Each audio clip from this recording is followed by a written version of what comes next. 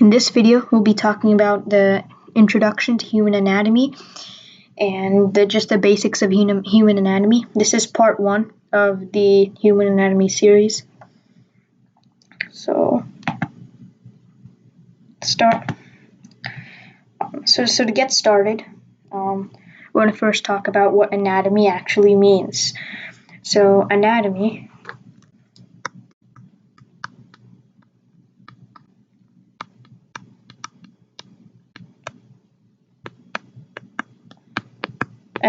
is the scientific structure of a scientific study of body structure and development. So, an example would be if someone were to look at the human body and they would say, oh, the thigh bone is called the femur. So, anatomy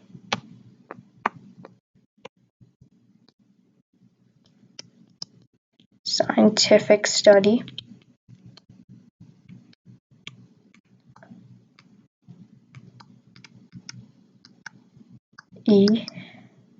of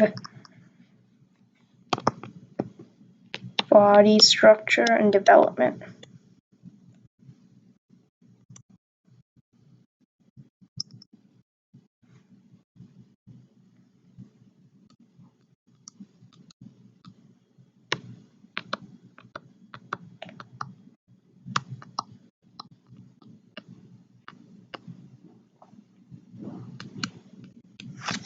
So when we talk about anatomy, an example of anatomy would be, so if we were to take an image of the body, so I'm just going to do my attempt to draw something here. And if we were to say,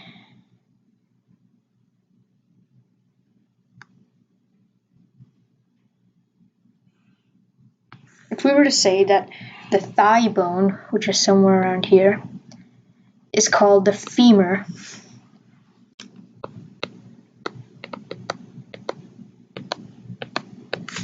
that would be an example of anatomy. Now, there are many types of anatomy, which we're all going to go over. So I'm just going to start out with the basic examples. Another example of anatomy is a CT scan or a CAT scan. And this stands for computerized axial tomography. So, computerized axial tomography. Or for CT, it's just computerized tomography.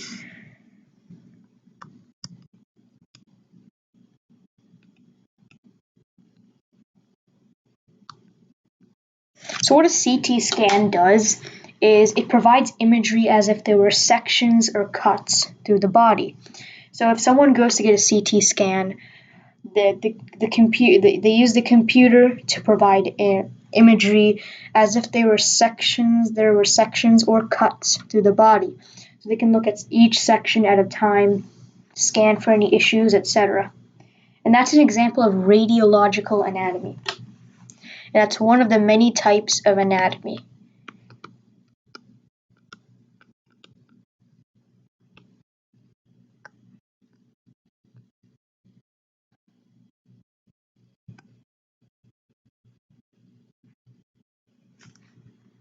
That's radiological anatomy.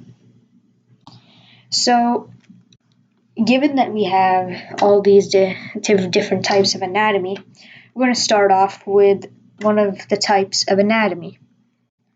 So we're going to move over. I also have an example for reference. This diagram of the human body, or half of the human body, the top part of the human body. So if we're going to start off the first type of anatomy, and I'm going to give an example before this. When we look at the body and we look at the body from the human eye, such as what bones can we feel? What can we feel with our hands? What can we see and view from the naked eye, or what can we see from the macroscopic body?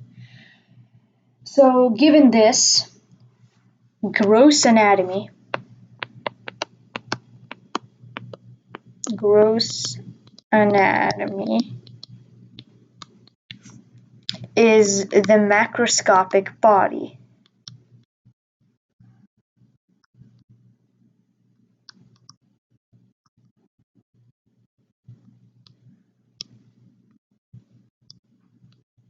And the macroscopic body is what you can see from the naked eye, or just your eye. No, the naked human eye.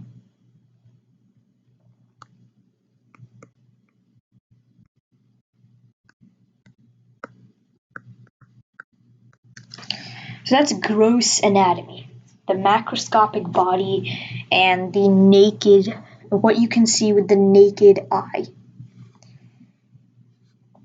Alright, so that's gross anatomy. Another type of anatomy is we have surface anatomy.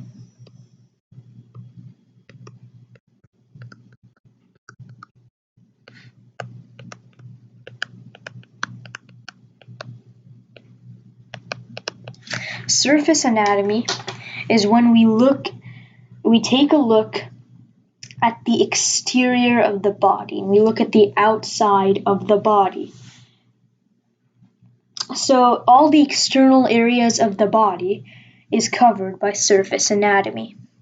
So basically, if you feel the first bone at the back of your neck, so place your hand at the back of your neck, right? And feel the first bump. That bump. So that bump is known as C7. And C7 is the spinous process of the 7th cervical vertebra.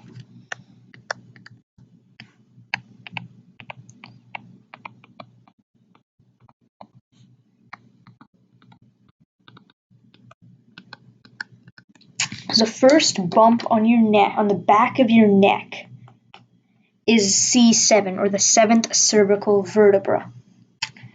And this is an example of surface anatomy, the exterior, the external parts of the body. So this is an example if someone were to say, if they're doing surface anatomy, the spinous process of the 7th cervical vertebra would be an example of this.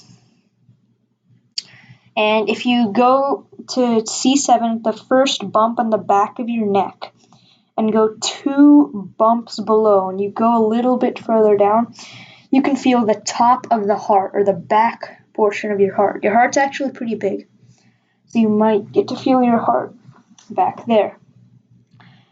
Another example of surface anatomy is the sternal angle of Lewis. So the sternal angle of Lewis is around here. Good, right.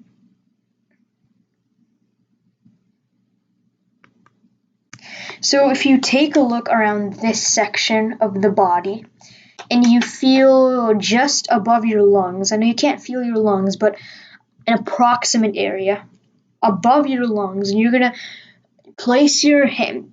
I want you to right now place your hand right here. Place your hand right here.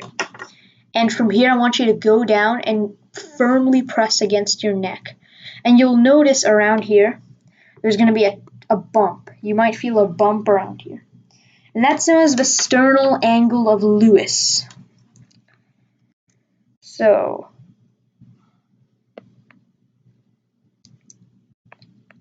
and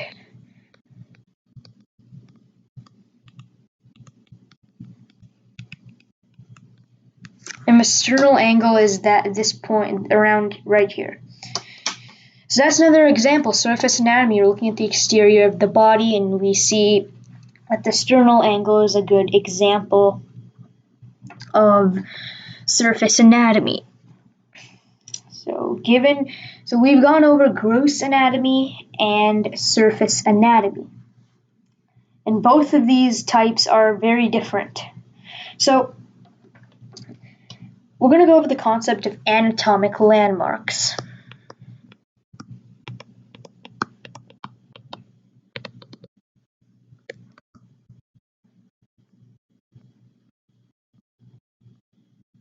All right. And anatomic landmarks is what we just got and what we just went over. So C7 and the sternal angle of Lewis.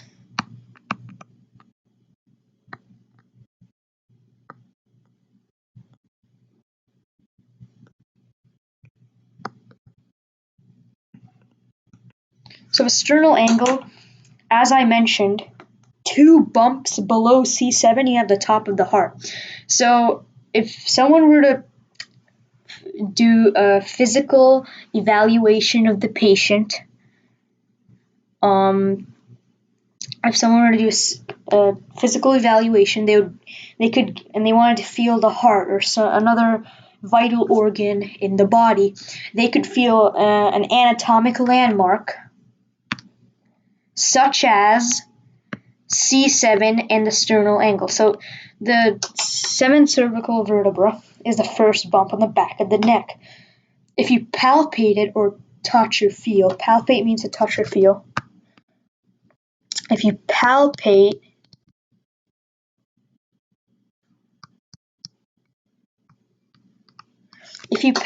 the back of the neck and the first bump, 2 bumps below it is close to the top of the heart.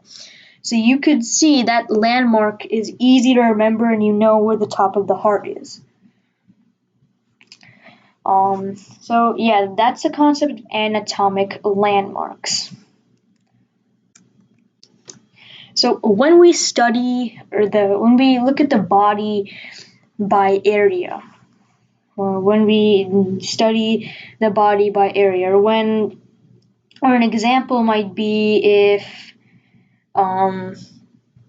if someone's focusing on a certain part of the body, such as, if someone specializes in the legs or the lower body, they might study the lower body anatomy, pelvic anatomy, types of anatomy. So when we study the body by area, that's referred to as regional anatomy.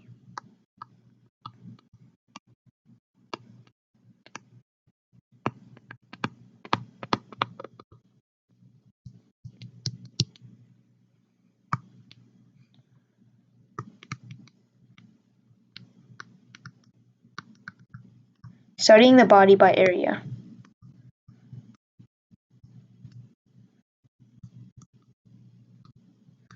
So studying the body by area, an example would be if someone were to say that they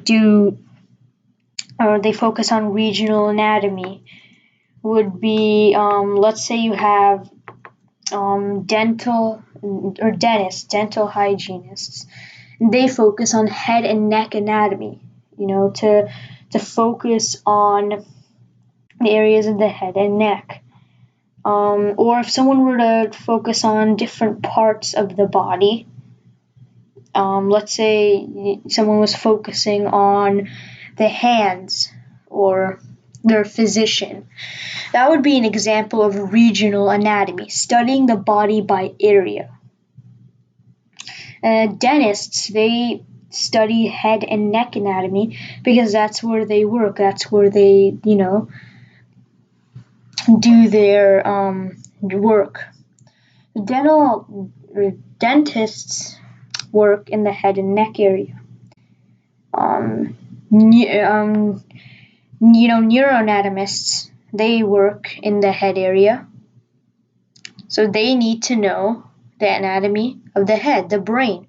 The most the most complex part of anatomy is neuroanatomy. And we go into a whole new part of anatomy. Because the brain is so complex, they have an entire different section just for the anatomy of the brain and the nervous system. The entire anatomy of the nervous system is referred to as neuroanatomy.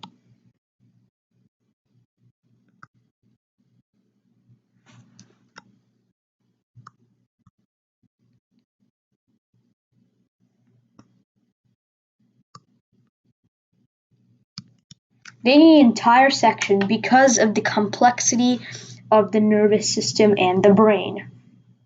So, of course, that's where they're going to work. And an example would be, neuroanatomists, they work in this area. So this goes back to regional anatomy as well. They work in this area, while dental hygienists might work in this area. So it all ties in. So yeah, this is part one of this video. We're gonna continue in the next video. So yeah, we'll continue this in the next video. Hopefully you all enjoyed the video and you learned from it. And yeah.